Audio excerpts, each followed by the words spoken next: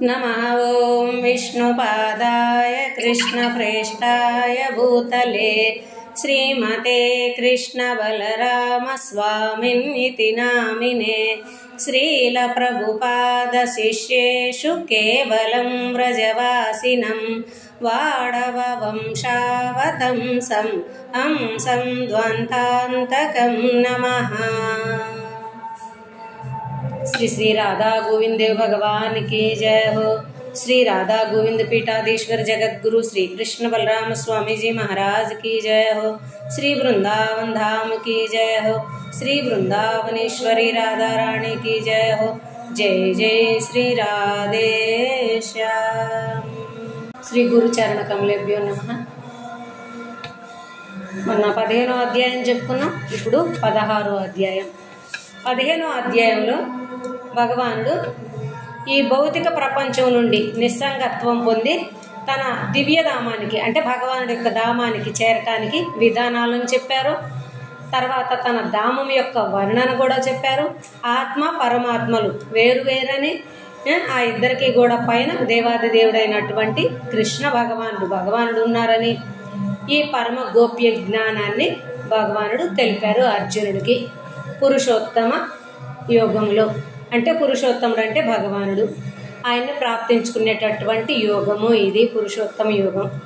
ఇప్పుడు భగవానుడు చెప్తున్నారు, ఇంకా పూర్తిగా 15వ అధ్యాయం భగవానుడే వివరించారు, 16 కూడా భగవానుడే చెప్తున్నారు. ఇది తనని చేరటానికి మార్గాలు చెప్పిన తర్వాత అసలు మానవుల్లో గుణాలు, దైవగుణం ఏంటి, అసురు గుణం ఏమిటి, ఈ రెండింటిని విడదీసి చెప్తున్నారు అన్నమాట. దైవాసుర సంపద్విభాగ యోగం 16వ అధ్యాయం. అభయం సత్వ సంశుద్ధి జ్ఞానయోగ వ్యవస్థితి దానం దమశ్చ యజ్ఞశ్చ స్వాధ్యాయాస్తప ఆర్జవం అహింసా సత్యమక్రోధ త్యాగాస్యాంతిరపైస్సునం దయా భూతేష్వలోలుప్త్వం మార్దవం హ్రీరచాపలం తేజ క్షమా ధృతి శౌచం అద్రోహో నాతిమానితాః భవంతి సంపదం దైవీం అభిజాతస్య భారత. ఇక్కడ ఒక్కసారి 3 శ్లోకాలు కలిపేసి చెప్తున్నారు భగవానుడు దైవగుణాలని అసురు గుణాలని.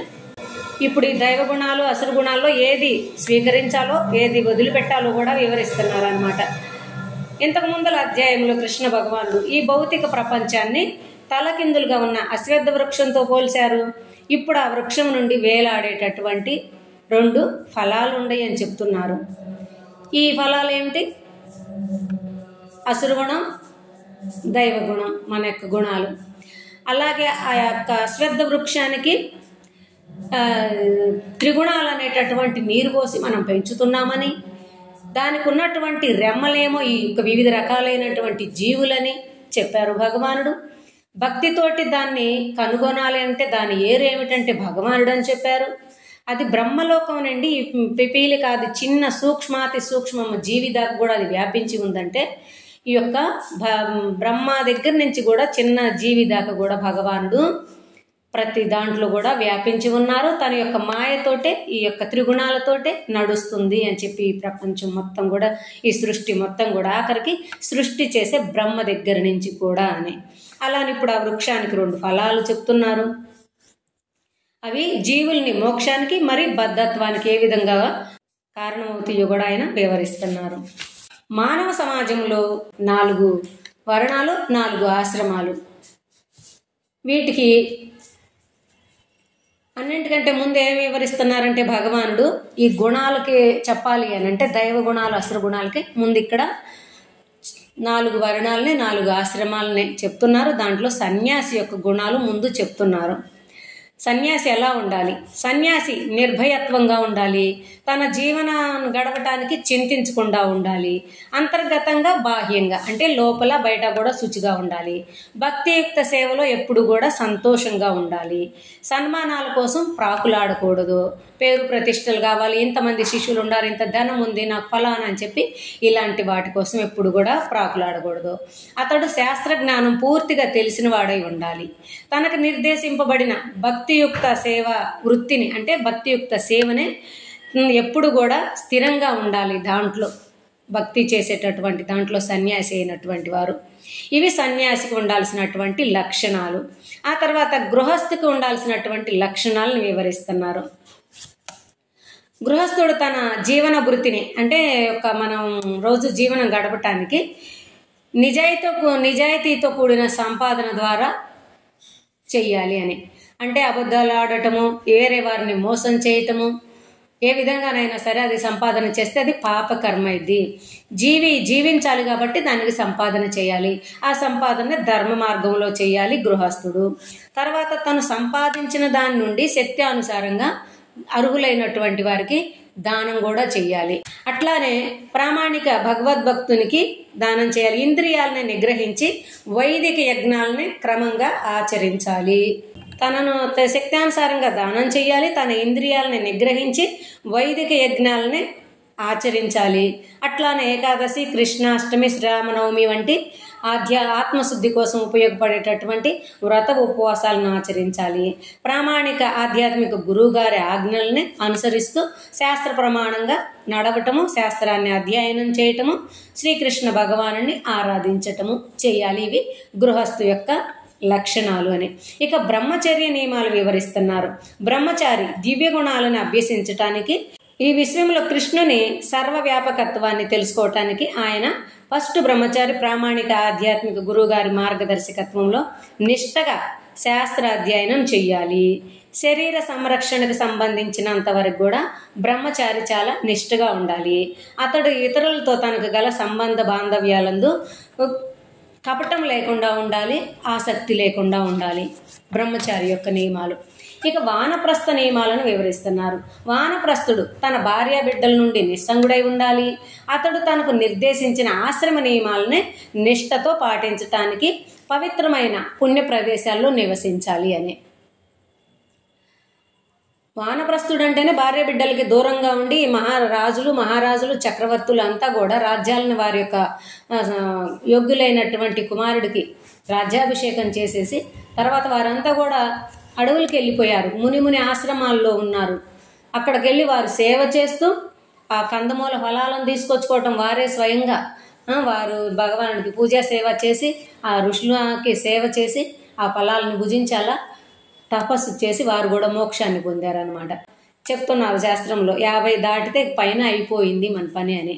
ఆ మన పిల్లల బాధ్యతలు వారికి అప్పచెప్పేసి, ఇప్పుడంటే అడవులకు వెళ్ళలేము, ఎక్కడ సాధు సంత ఆశ్రమాలలో ఉండలేము కాబట్టి ఇంట్లో ఉండా కూడా ఎక్కువ శాతం భజన భక్తి చేసుకుంటూ మన మనసును భగవద్గీత అధ్యయనం చేయటం, భాగవతం చదువుకోవటం, గురువు గారిని ఆశ్రయించటం, వీలుంటే ఒక 2 నెలలు అట్లా సమయం చూసుకొని అప్పుడప్పుడు గురువు గారి దగ్గరికి వెళ్ళి వారి ఆశ్రమంలో నివాసం ఉండటం, సేవ చేయటం, ఇలాంటివి ఈ రోజుల్లో చేయాల్సినటువంటి విషయాలు అన్నమాట. అట్లానే కామము నుండి లోభం నుండి ముక్తుడై ఉండాలి. నిరాడంబరంగా జీవిస్తూ ఉండాలి. పండితులైన వైష్ణవ భక్తుల నుండి కృష్ణ చైతన్య శాస్త్రాన్ని అభ్యసించాలి. అంటే భక్తుల సాంగత్యం చేయటం, గురుదేవుల సాన్నిధ్యంలో గడపటం, నిరాడంబరంగా ఉండటం, ఇలాంటివన్నీ కూడా వానప్రస్థుల యొక్క లక్షణాలని. ఇవి 4 ఆశ్రమాలు చెప్పారు. ఇప్పుడు 4 వర్ణాలు చెప్తున్నారు. 4 వర్ణాల్లో మొదట బ్రాహ్మణుల గురించి చెప్తున్నారు. బ్రాహ్మణులు ఎలా ఉండాలో అంటే, బ్రాహ్మణులు చాలా నిరాడంబరంగా ఉండాలి. ఎల్లప్పుడూ భగవానుని గురించి ఇంకా తెలుసుకోవాలని తపిస్తూ ఉండాలి. బ్రాహ్మణుడు అంటేనే అసలు ఎప్పుడు ఆ పదం అతనికి సరిపోయిద్దంటే బ్రహ్మజ్ఞానాన్ని తెలుసుకున్నప్పుడు బ్రాహ్మణుడు, బ్రహ్మజ్ఞాని అని చెప్పి. అలా కాకుండా బ్రాహ్మణ కులంలో పుట్టాము, మాకు అన్నీ తెలుసు, లేకపోతే మేము బ్రాహ్మణులు అంటే కూడా శాస్త్ర జ్ఞానం లేదు, భగవంతుడు ఎవరు, అసలు జీవనం ఏమిటి, ఆత్మ ఏమిటి, పరమాత్మ ఏమిటి, ఇవి ఎప్పటిదాకా అయితే తెలియలేదో అతడు కూడా బ్రాహ్మణుడు అని కులంలో పుట్టాడే కానీ సరి అయినటువంటి ఆయనకు ఉన్నటువంటి లక్షణాలు లేవు అని. బ్రాహ్మణుడు ఎప్పుడు కూడా భగవంతుడి గురించి తెలుసుకోవటానికి, శాస్త్ర అధ్యయనం చేయటానికి, ఇతరులకు దాన్ని బోధించటానికి ఈ పనిలో ఉండాలి. యజ్ఞాలు చేయటము, దానం తీసుకోవటము, దానం ఇవ్వటము, ఈ పనులు చేయాలి బ్రాహ్మణుడు. అహింసాపరుడై ఉండాలి. ఇతరుల పట్ల సున్నితంగా వ్యవహరించాలి. సర్వ అవస్థల్లో కూడా ఎప్పుడు కూడా సత్యాన్నే పలుకుతూ ఉండాలి. అతడు చేసే ప్రతి ప్రవచనం కూడా శాస్త్రాధారితమై ఉండాలి. బ్రాహ్మణుడికి చెప్తున్నారు ఇక్కడ ఈ లక్షణాలు. అతడు చేసే ప్రతి ప్రవచనం కానీ మాట కానీ ఇతరులకు చెప్పేది కానీ శాస్త్రాధారితమై ఉండాలి. ఇప్పుడు ఒక్కరు కూడా అలా లేరు. ఏకాదశి ఏమిటో తెలియదు, కృష్ణాష్టమి ఏమిటో, ఉపవాసం ఎందుకు ఉండాలో తెలియదు, భగవంతుడు ఎవరో తెలియదు. బ్రాహ్మణ కులంలో పుట్టారు, ఏదో ఇంక 4 మంత్రాలు వేద మంత్రాలు నేర్చుకున్న తర్వాత జీవన వృత్తి కోసమే పని చేసుకుంటున్నారు, కానీ భగవానుడి కోసం అని చేసేటటువంటి బ్రాహ్మణులు ఇప్పుడు లేరు. తర్వాత ప్రాపంచిక వ్యవహారాల నుండి మరి ఆస్తుల నుండి అనాసక్తులై ఉండాలి. అతడు ప్రశాంతంగా ఉండి ఇంద్రియ నిగ్రహం కలిగి ఉండాలి. ఇతరులతోటి అమర్యాదగా మాట్లాడకూడదు. ఇంకా క్షమాగుణం కలిగి ఉండాలి. ఇతరుల దుఃఖాలని తొలగించటానికి ప్రయత్నం చేయాలి. ఇతరులు దుఃఖంలో ఉన్నప్పుడు వారిని తొలగించటానికి, తర్వాత వారి దుఃఖాలను తన దుఃఖంగా అనుకొని బాధ చెందటము చెయ్యాలి. కానీ ఇతరుల దుఃఖాలు మనకే డబ్బు కావాలి, ఇతరుల దుఃఖంలో ఉంటే కూడా పర్వాలేదు, వారి దగ్గర డబ్బు లేదు అంటే కూడా అక్కడ పోయి చటారీలో 100 పెడితే మంచిగా ఉంటుంది. చటారీలు కాస్త మెల్లిగా పెడతారు. కొంచెం 10 పెట్టామంటే ఒక రకం, అసలు పెట్టలేదైతే ఇప్పుడు ఎలా గట్టిగా దాన్ని తలకాయ మీద పెట్టేయటం అన్నమాట. ఇది బ్రాహ్మణ లక్షణాలు. అలా చేస్తున్నారు. ఇప్పుడు తన వల్ల పొరపాటు జరిగినప్పుడు సిగ్గుపడాలి, దాన్ని ఒప్పుకోవాలి అని చెప్పి భక్తియుక్త సేవలో నిశ్చలంగా ఉండాలి. తన ఇష్టానుసారంగా ఏది చెయ్యకూడదు, శాస్త్ర ప్రమాణంగానే చేయాలి. ఇది బ్రాహ్మణుడు ఉండాల్సినటువంటి నియమాలు. ఇక క్షత్రియుల గురించి వివరిస్తున్నారనమాట. క్షత్రియుడు తన ముఖ తేజస్సుతో ఉండాలి. నిర్దోషుల ఎడల దయగలిగి ఉండాలి. అతడు భగవద్భక్తి కలిగిన వాడై ఉండాలి. తగినంత బలం ఉంటే సత్యరక్షణ చేయటానికి ప్రయత్నించాలి. అంటే రాజు అయినప్పుడు ధర్మపాలన చేయటము, ప్రజల్ని రక్షించటము, సత్యాన్ని అంటే భగవద్భక్తుల్ని రక్షించటము, భగవద్ జ్ఞానాన్ని కూడా ప్రతి వారికి పంచిపెట్టే విధంగా సహాయపడటము, ఇలాంటి లక్షణాలు ఉండాలి క్షత్రియులకి. ఇక్కడ వైశ్యుల సంగతి చెప్తున్నారు. వ్యాపారం చేసేటప్పుడు మోసంపై అబద్ధాలపై ఆధారపడకూడదు. అతడు అసూయ లేకుండా శాస్త్ర ప్రకారంగా అర్హులైన వారికి ఉదారంగా దానం చేయాలి. వైశ్యుడు అంటే వ్యాపారం చేసేవాడు, తర్వాత వ్యవసాయం చేసేటటువంటి వారు, గో సంరక్షణ ఇలాంటి చేసేటటువంటి వారని అందరూ కూడా వైశ్యుల కింద వస్తారనమాట. వ్యాపారంలో ఇప్పుడు వాడు చేస్తున్నాడంటే అబద్ధాలు ఏమీ లేకుండా, మోసం ఏమీ లేకుండా ఏం చేయలేదు. అలా చేసి ఏం చేస్తున్నారు, దేవుడికి లంచం పెడుతున్నారు అనమాట. మేము దీంట్లో ఇది లాభం వచ్చేసింది, దేవుడికి కిరీటం చేపిస్తాం, లేకపోతే ఈ ఉండిలో ఈ కట్టలో డబ్బులు బాగా వేసేస్తున్నామని చెప్పి ఇది చేస్తున్నారు. నిజాయితీగా సంపాదన చెయ్యాలి, శాస్త్ర ప్రకారంగా ఉండాలి, అర్హులైనటువంటి వారికి దానం చెయ్యాలి. గృహస్థు తన ఇంటికి వచ్చినటువంటి అతిథులకి సన్మానం సత్కారం చేయాలి, భోజనం పెట్టాలి, లేనటువంటి వారికి కూడా తను సహాయపడగలగాలి. ఇలాంటి లక్షణాలు. తర్వాత ఇక శూద్రులు చెప్తున్నారు. తమ కోసం ప్రత్యేకంగా గౌరవం ఆశించకూడదు. శూద్రులైనటువంటి వారు నిగర్వంగా ఉండాలి. పై 3 వర్ణాల వారికి సేవ చేస్తూ ఉండాలి, విధేయుడై అని చెప్పి. ఇలా శూద్ర లక్షణాలు. ఇక దైవ లక్షణాలని చెప్తున్నారు. పూర్వజన్మలో ధార్మికులై ఉన్నవారు ఈ జన్మలో సహజంగానే ఈ గుణాలను పెంపొందించుకుంటారని చెప్పి. అంటే మనకి ఈ జన్మలో ఇప్పుడేమి మన యొక్క భావాలు గుణాలు అన్నీ పోయిన జన్మల నుంచి వస్తున్నాయి. అందుకని ఇంతకుముందు జన్మలో ఎలా ఉంటామో అలా అనే గుణాలు తీసుకొని వస్తామని. ధార్మికులమైతే ఇప్పుడు కూడా ధర్మం చేయటం, దానం చేయటం, మంచి సత్వగుణం కలిగి ఉంటాం, ఇలాంటి గుణాల్లో ఉంటాం పెంపొందించుకొని. అధిక దైవ లక్షణాలు కలిగిన వారు ఆధ్యాత్మిక జీవితం వైపు మొగ్గు చూపుతారు. ఇక్కడ ధార్మికులు అన్నారు. ఫస్ట్ ధార్మికులైనటువంటి వారు సహజంగానే ధార్మికత్వాన్ని పెంపొందించుకుంటారు. రెండోసారి చెప్తున్నారు అధిక దైవ లక్షణాలు కలిగిన వారు. అంటే ధార్మికుల కంటే కూడా భక్తి చేసి, కొంచెం ఎక్కువగా భక్తి చేసి మోక్షం పొందకుండా పోయినటువంటి వారు దైవ లక్షణాలతో వస్తారు. వీరు ఎక్కువ శాతం భక్తి వైపు మొగ్గు చూపుతారు. ఒకసారి ఈయన చెప్పంగానే వారు దానిపైన ఆకర్షిస్తారు, అది అర్థమవుతుంది వారికి. ఈ దైవ గుణాలను పెంపొందించుకుంటారనమాట. ఎవరైనా తమ పుణ్యకర్మల వల్లనే భగవత్ సేవని పెంపొందించుకుంటారు. మనం భక్తి మార్గంలోకి రావాలి, భక్తి చెయ్యాలి అని అంటే కూడా మనకి ఇంతకు ముందు జన్మల నుంచి ఉండాలి.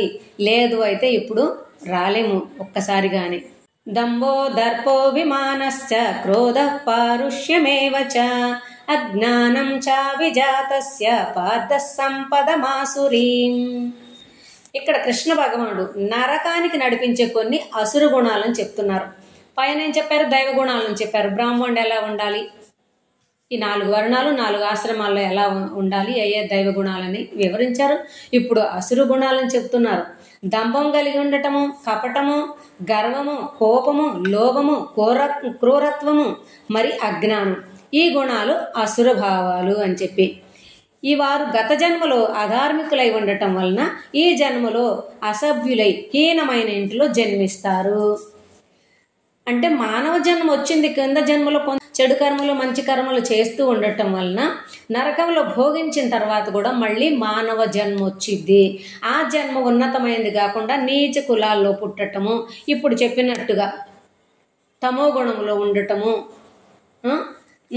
దంభము, గర్వము, అహం కలిగి ఉండటము, నేను చేస్తున్నాను, నా వల్లే అవుతుంది ఇదంతానని చెప్పి ఇలాంటి లక్షణాలన్నీ కూడా కలిగి ఉంటారనమాట. బృహదారణ్యక ఉపనిషత్తులో ఇలా చెప్తుంది, పాపేన, గత జీవితంలో పాప స్వభావం గల మనుషులు పాపమందే అభిరుచి కలిగి ఉంటారు. అంటే వెనక నుంచి వస్తున్నాయి కదా మనకి, అందుకని ఆ అభిరుచి కలిగి ఉంటుంది. వారికి సహాయం చేసిన వారి ఎడలు కూడా అకృతజ్ఞులై ఉంటారు. మరి మాంసం తినటం, మత్తు పదార్థాలను సేవించటం, వీటికన్నిటికీ కూడా అలవాటు పడి ఉంటారు అని చెప్పి, ఇవన్నీ అసుర గుణాలు. ద్వౌ భూత సర్గే లోకేస్మిన్ దైవ ఆసుర ఏవ చ, దైవో విస్తరస ప్రోక్త ఆసురం పార్థ మే శృణు. ఇక్కడ భగవాన్ అర్జునుడు ఆ యుద్ధ రణరంగంలో దుఃఖితుడై ఉన్నాడు. నావారు, నేను ఎలా సంహరించాలి, ఏమిటి ఇదంతానని చెప్పి దుఃఖితుడై ఉన్నటువంటి అర్జునుడికి ఇప్పుడు ఈ యొక్క గుణాలు ఏమిటి చెప్పారు, భగవంతుడు ఏమిటి తెలియజెప్పారు. ఫస్ట్లో సాంఖ్యయోగంలో శరీరం ఏమిటి, ఆత్మ ఏమిటి, ఈ రెండింటికి సంబంధం ఏమిటి చెప్పారు. కర్మ ఏమిటి, కర్మ సన్యాసాలు ఏమిటి, ధ్యాన యోగం ఏమిటి, ఇవన్నీ చెప్పిన తర్వాత ఇప్పుడు ఈ అసురు గుణాలకు వచ్చేటప్పటికి గుణాల్లోకి ఈ రెండింటిని ఇంకా వివరిస్తున్నారనమాట ఆయనకి. దైవ స్వభావము మరి అసుర స్వభావం, ఈ 2 వర్గాల్లో మొదటి వర్గం వారు శాస్త్ర మార్గదర్శకత్వాన పనిచేస్తారు. దైవ స్వభావం కలిగినటువంటి వారు భౌతిక ఆసక్తి, అసూయ వంటి వాటికి దరిచేరరు, వాటిని దరిచేరనివ్వరు. మరి వారి యొక్క లక్ష్యం భగవానుని సంతుష్టిపరచటమే. ఇక 2వ వర్గం వారు వైదిక ఆదేశాలని నిర్లక్ష్యం చేస్తారు, అలానే శాస్త్ర విరుద్ధంగా పనిచేస్తారు. తర్వాత శాస్త్ర పరంగా పనిచేసేటటువంటి వారితోటి వ్యతిరేకంగా మాట్లాడుతూ ఉంటారు, వినమ్రత్వం లేకుండా ఉంటారు, సహజంగానే భౌతిక ఆసక్తి కలిగి ఉంటారు, ఇతరులపై ద్వేషం కలిగి ఉండటము, ఇవన్నీ కూడా అసుర స్వభావాలు. వీరు అంటే శాస్త్ర సమ్మతమైన అటువంటి వాటిని తీసుకోకుండా వాటిని తిరస్కరిస్తారు అని చెప్పి శాస్త్ర వ్యతిరేకులుగా ఉంటారు ఫస్ట్ వారు. దీంట్లో తిరస్కరించడంలో కూడా గొప్ప నైపుణ్యం కలిగి ఉంటారని చెప్పి, మాటలతోటి కాదు చతురతతోటి చలాకీగా ఆ మాటలను ఎదుటివాడు వింటే అసలు నిజమేననిపించిద్ది అనమాట, నిజమే కదా ఇతను చెప్తుందని చెప్పి ఆ మాటలను తీసుకోవాల్సిందే. ఆ చతురత కలిగి ఉంటారనమాట. ప్రవృత్తించ నివృత్తించ జనానా విదురస్సురాః, న శౌచం నాపి చాచారో న సత్యం తేషు విద్యతే. అసుర స్వభావం గల వారికి ఏది చెయ్యాలో ఏది చెయ్యకూడదో కూడా తెలియదు. స్వచ్ఛత కానీ ధార్మిక ప్రవర్తన కానీ నిజాయితీ కానీ వారిలో కనిపించవు. వారు చెప్పిందే సత్యం అంటారు, వారికి తెలిసిందే వేదం, ఇక ఏరే వారు చెప్పేది ఏది కూడా వారికి అవసరం లేదు. అసత్యమప్రతిష్టంతే జగదాహురనీశ్వరం, అపరస్పర సంభూతం కిమన్యత్ కామహైతుకం. ఇక్కడ కృష్ణ భగవానుడు అసుర స్వభావం గల వారి మనస్తత్వాన్ని చెప్తున్నారు. వారు ఎప్పుడు కూడా మోహంలో ఉంటారు. మరి ఈ సృష్టి స్త్రీ పురుషుల లింగ సంపర్కం వల్లనే జరుగుతుంది అనుకుంటున్నారు. ఇక్కడ భగవానుడికి ఏం పని లేదు, సంబంధం ఏమి లేదు. ఈ స్త్రీ పురుషుల సంపర్కం వల్లనే ఈ సృష్టి జరుగుతుంది. అంటే ఈ ప్రపంచ సృష్టికి సంబంధించిన శాస్త్ర ప్రవచనాలన్నీ కూడా అసత్యం అంటారు. అంటే ఈ సృష్టి ఇలా జరిగింది, ఇది శాస్త్రం అని చెప్తే దాన్ని కూడా అసత్యం అంటారు, హేళన చేస్తారు. వారు ఎప్పుడు కూడా కామసృజితులై ఉంటారు, మనుషుల్లా కనిపిస్తారు. అంటే వారు ఎప్పుడు కామసృజితులైన మనుషుల్లాగా, కామంతో కూడిన మనుషుల్లా కనిపిస్తారు. గర్భాధాన సమయంలో భగవానుని ప్రమేయమే లేకపోతే సంతానోత్పత్తి అసంభవం అని వారు గ్రహించరు. అలా అయితే పిల్లలు లేనటువంటి వారికి ప్రతి వారికి కలగొచ్చు కదా. భార్యాభర్త ఉంటున్నారు, ఎందుకు సంతానం కలగటం లేదు? భగవానుడి ప్రమేయం ఏమీ లేదు. మన యొక్క పూర్వజన్మార్జితం ధార పూర్వజన్మార్జితం సుధా అని చెప్తున్నారు. ధనం కానీ, విద్య కానీ, భార్య కానీ, పిల్లలు కానీ ఏదైనా కూడా మన యొక్క పూర్వజన్మ నుంచి సంబంధంతో వస్తున్నాయి అని చెప్పి, ఇలాంటివి ఇవేమి కూడా అసురు స్వభావులు తీసుకోరు. ఏం లేదు, అంతా ఇప్పుడే ఆ జీవితాలకి ఈ జీవితాలకి ఏమి సంబంధం లేదు అన్నట్టు మాట్లాడతారనమాట. ఇక్కడ భగవానుడికి కూడా ఏమి సంబంధం లేదని అలా అనుకుంటే ప్రతి వారికి ఎందుకు సంతానం కలగటం లేదు అని. వారికి ధర్మం ఏమిటో కూడా తెలియదు కాబట్టి అధర్మ ప్రసక్తి రానే రాదు. ధర్మం తెలిస్తే అధర్మం అని అనుకుంటారు. ధర్మమే తెలియదు కాబట్టి వారు అన్నదే ధర్మం కాబట్టి మేము అధర్ములు అనుకునేటటువంటి ఆలోచనే లేదు వారికి అని వారి నిర్ణయాలని భౌతిక విషయాలపై ఆధారపడి తీసుకుంటారు. బుద్ధిమంతుడైతే శాస్త్రాలపై ఆధారపడి నిర్ణయం తీసుకుంటారని. ఇక్కడ అసురు గుణాలుంటే భౌతికత్వంపై ఆధారపడి నిర్ణయం తీసుకుంటారు అని. ఏదేమైనా వారు కొన్ని కష్టతరమైన సమయాల్లో భగవంతుని సమీపిస్తారు, మరి సహాయం కూడా అర్థిస్తారు. మహా కష్టం వచ్చినప్పుడు, వారికి కావలసినటువంటి వారికి ఏదైనా బాగా కష్టం కలిగినప్పుడు, మరణించినప్పుడు, ఏదో భరించడానికి కష్టం వచ్చినప్పుడు అప్పుడు గుర్తొస్తారనమాట వారికి భగవానుడు. ఏతాం దృష్టిమవష్టభ్య నష్టాత్మానోల్పబుద్ధయః ప్రభవత్యుగ్రకర్మాణః క్షయాయ జగతో హితాః. పైన చెప్పినట్టి అప్రమాణిక తీర్మానాలను అనుసరిస్తూ అసుర స్వభావులు ఆత్మజ్ఞానం లేక తక్కువ బుద్ధి గలవారై హింసాయుతమైన అప్రయోజనకరమైన పనుల్లో వర్తిస్తారు, ప్రపంచ వినాశనానికి కారణమవుతారు. అంటే సరిగా ఆలోచించేటటువంటి బుద్ధి జ్ఞానం కూడా లేదు. వారు ప్రమాణపరంగా ఏది చెయ్యరు. హింసాయుతంగానేమంటే వారి పనులన్నీ కూడా అప్రయోజనం. వారికి ఇక్కడ ప్రయోజనం ఉండదు, ఎదుటి వాడికి కూడా ప్రయోజనం ఉండదు. అప్రయోజనకరమైనటువంటి పనుల్లో ఉంటారు. వాటి వలన ప్రపంచానికి కూడా నష్టం జరుగుతుంది అని ఇక్కడ 13 నుంచి 16వ శ్లోకం దాకా చెప్తున్నారు భగవానుడు. అసుర స్వభావులు అజ్ఞానం చేత ఈరోజు నేను ఇంత సంపాదన చేశాను, నా తెలివి వలన రేపు ఇంకా ఎక్కువ సంపాదన చేస్తాను, నా శత్రువుల్ని సంహరించాను, భవిష్యత్తులో నేను ఇంకా ఫలానా చేస్తానని చెప్పి ఇలా వారు గొప్పగా నా వల్లనే అవుతుంది అని అనుకుంటారు. దీనికి అంతటికే నేనే అధిపతిని అని చెప్పి, నేను సుఖిని, శక్తివంతుణ్ణి, సౌఖ్యంగా ఉన్నాను, నాకు అన్ని సౌఖ్యాలు ఉన్నాయి, నాతో సమానమైనటువంటి వారు లేరు, నేను సర్వశ్రేష్ఠుణ్ణి అని చెప్పి ఈ విధంగా వారు అజ్ఞానంతో ఆవరింపబడి ఉంటారు. ధనార్జనే వారి యొక్క ముఖ్య లక్ష్యము. దానికోసం ఎలాంటి చెడు మార్గాన్ని ఆచరించడానికైనా కూడా వెనకాడరు. వారి ధార్మికత కేవలం ప్రదర్శనకు మాత్రమే ఉంటుంది, చూపించటానికి మాత్రమే. ఈ విధంగా వారు మోహం అనే వలలో చిక్కుకొని మరణానంతరాన నరకములో అపరిమితమైనటువంటి బాధలను అనుభవిస్తారు అని. ఆసురిమ్యోని మాపన్న మూఢా జన్మని మామ ప్రాప్యైవ కౌంతేయ తతో యాంత్యధమాంగతిం. ఓ కుంతిపుత్ర, అసూయాపరులైన మానవులు హీనమైన వారవటం వలన వారు అశుభకరమైన అసుర జన్మల్ని పొందటానికి ఈ భౌతిక ప్రపంచమందు శాశ్వతంగా విసిరివేయబడతారు. మళ్ళీ కూడా అసురు కుటుంబాల్లోనే జన్మిస్తారు. ఎవరు? అసూయాపరులై ఉన్నటువంటి మానవుడు, ఇతరులపైన ద్వేషం కలిగినటువంటి వారు, ఎప్పుడు అసూయతో ఉండేటటువంటి వారు, ఇతరుల యొక్క సుఖాన్ని కోరుకోకుండా నాకే కావాలి, నేను, నాది, ఎప్పుడు నా కోసమే అనుకునేటటువంటి వారు, ఇది అసుర లక్షణం అంటున్నారు. ఇలాంటి వారు ఈ భౌతిక ప్రపంచంలోనే మళ్ళీ హీన కులాల్లో జన్మిస్తూ ఉంటారు. ఇలాంటి మూడులు ఎన్నటికీ కూడా నన్ను చేరుకోలేరు అని చెప్తున్నారు భగవానుడు. త్రివిధం నరకస్యేదం ద్వారం నాశనమాత్మనః కామక్రోధస్తదా లోభః తస్మాదేతత్రయం త్యజేత్. నరకానికి దారి చూపే ద్వారాలు 3: కామము, క్రోధము, లోభం. ఇంతకు ముందు కూడా చెప్పుకున్నాము. నరకానికి 3 ద్వారాలు ఉండా కూడా ఎప్పుడు కూడా రద్దీగా ఉండే, ఖాళీ లేకుండానని. అదే వైకుంఠానికి ఒకే ద్వారం ఉండా కూడా అది ఎప్పుడు కూడా ఖాళీగా ఉంది. అంటే ఎవరు కూడా వైకుంఠం పోవటానికి ఇష్టం లేదు, భగవద్భక్తి చేయటానికి ఇష్టం లేదు, నిజాయితీగా ఉండటం ఇష్టం లేదు. నిజాయితీగా ఉండాలంటే ఎక్కడి నుంచి వచ్చింది? ఎలా సంపాదన చేస్తాము? ఎలా జీవనం గడవాలి ఇలా మాట్లాడుతూ ఉంటారనమాట.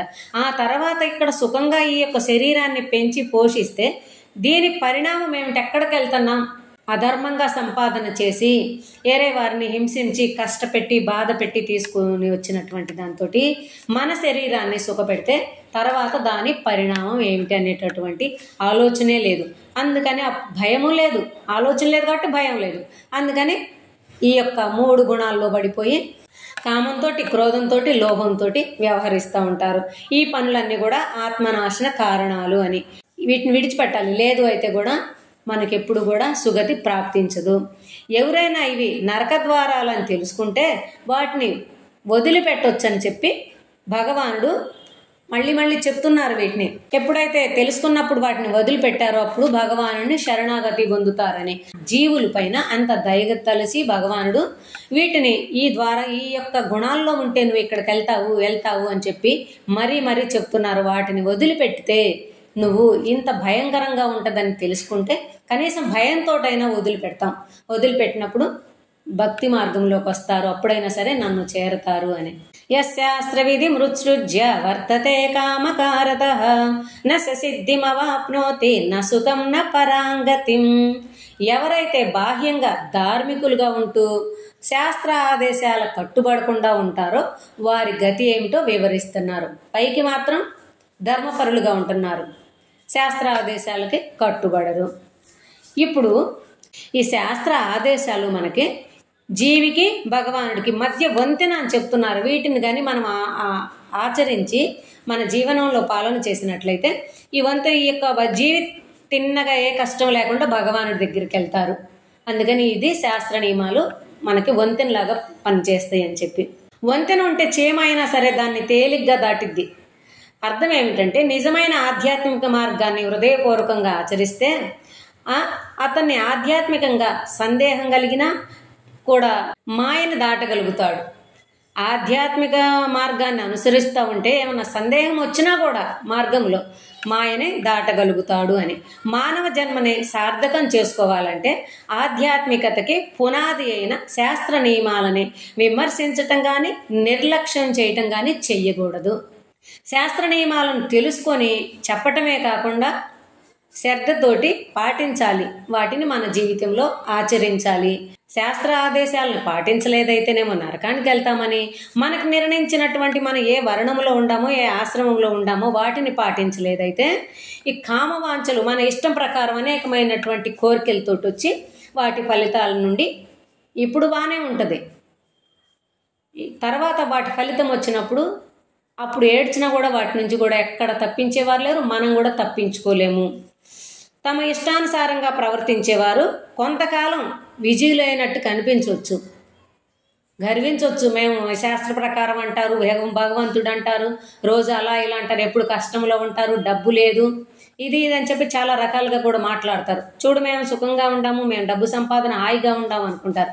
కొంత సమయం వారు కనిపించవచ్చు, కానీ జీవిత గమ్యాన్ని చేరలేరు అంటున్నారు. జీవిత గమ్యం ఏమిటి? భగవానుని తెలుసుకోవటం, చేరటం. అప్పుడు మానవ జీవనాన్ని సార్థకం చేసుకున్నట్టు అవుతాం. అలా లేదు అయితే ఇప్పుడు ఈ శరీరాన్ని సుఖంగా పెంచి పాలన చేసినా కూడా ఆ తర్వాత మళ్ళీ ఇంతకంటే కిందకి వెళ్ళిపోతామన్నమాట. అందుకని కష్టమైనా సరే శాస్త్ర నియమాలని పాటించటమే ఉత్తమమైనటువంటి పని. జీవిత గమ్యాన్ని కూడా చేరలేరు, శాంతిని కూడా పొందలేరు, సంతోషాన్ని కూడా పొందలేరు అని చెప్పి. తస్మాత్ శాస్త్రం ప్రమాణంతే కార్యకార్య వ్యవస్థితో జ్ఞాత్వా శాస్త్ర విధానోక్తం కర్మ కర్తుమిహర్హసి.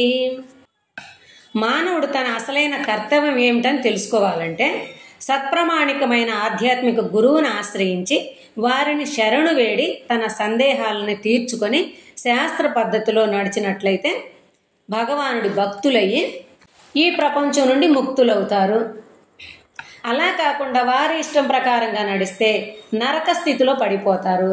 శాస్త్రాలు ఎప్పుడు కూడా మానవ సమాజానికి అవసరమైన నియమాలను బోధిస్తాయి. ఈ ప్రపంచంలో ఉన్న ప్రతి శాస్త్రం దేవాది దేవుని యొక్క ప్రేమను బోధిస్తుంది. భాష వేరైనా, మాట్లాడేవారు వేరైనా, వినేవారు వేరైనా కూడా సారం భగవానుని ప్రేమ మాత్రమే. శాస్త్రాలు ఇప్పుడు గురువుగారు ఇంగ్లీష్లో రాశారు, హిందీలో రాశారు, తెలుగులో రాశారు, దానికి కొన్ని భాషల్లో కూడా ఇంకా అనువాదాలు అయిపోయినాయి. అంటే భాషలు వేరైనా మనం రకరకాలైనటువంటి భాషలో వారు ఉండము, ఏ భాషలో ఉండ కూడా దాని యొక్క సారం ఏమిటి అంటే భగవత్ ప్రేమను పంచుతుంది అది శాస్త్రం. ఆ ప్రేమను పంచడం వల్ల మనం ఆ ప్రేమని తీసుకుంటే ఆ ప్రేమను మనం భగవానుడి పైన చూపించాలి, అప్పుడు మనం ఈ యొక్క ప్రపంచం నుండి ముక్తులమవుతాము అని. వైదిక ఆదేశాలకు విధేయులయ్యి స్వర్గానికి కానీ శాశ్వత ఆధ్యాత్మిక జగత్తును కానీ చేరతారు. ఎప్పుడైతే శాస్త్ర ఆదేశాలకి విధేయులమై ఉంటామో అప్పుడు తక్కువ చేస్తే స్వర్గం దాకా వెళ్తాం, మంచిగా చేసుకుంటే భగవద్ధామానికి కూడా వెళ్తాము. వేద ప్రమాణం ప్రకారంగా భక్తి మార్గాన్ని అనుసరించేవారు భగవద్ధామానికి వెళ్తారు, కానీ వేద విరుద్ధంగా పనిచేసేవారు నరకానికి వెళ్తారు అని శ్రీకృష్ణ భగవానుడు ఈ 16వ అధ్యాయం దైవాసుర సంపద విభాగ యోగంలో దైవ గుణాలు మరి అసురు గుణాల గురించి ఈ విధంగా మనకి తెలియచేశారనమాట. శ్రీకృష్ణార్పణమస్తు. జై శ్రీరాధే.